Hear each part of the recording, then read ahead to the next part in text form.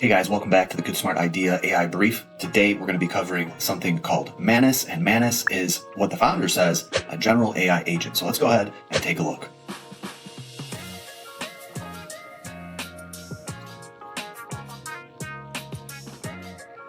For the past year, we've been quietly building what we believe is the next evolution in AI. And today, we're launching an early preview of MANUS, the first general AI agent. It's a truly autonomous agent that bridges the gap between conception and execution. While other AI stops at generating ideas, MANUS delivers results. So yeah, basically it's got a browser, it can make charts, it can analyze, it can do research for you. But let's put it to the true test now, because you've been working hard on upping your coding skills, your workflow, your automation skills. Let's see what we can do with it.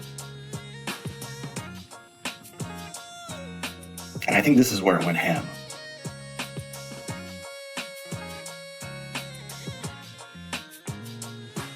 You can see it's creating a checklist. It's going through the checklist. It's creating, compiling data.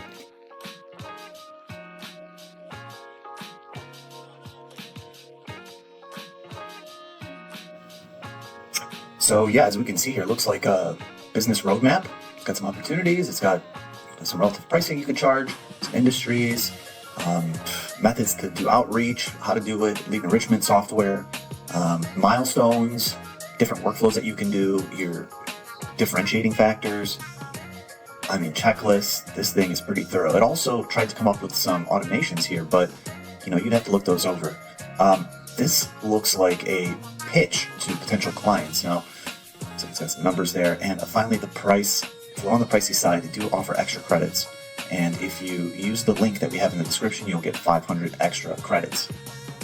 So yeah, as you can see, it's pretty powerful stuff. What you've just seen is just a small sample of what MANUS can do. In fact, on benchmarks designed to evaluate general AI assistance, an early checkpoint of MANUS has already achieved state-of-the-art performance, and is only getting better.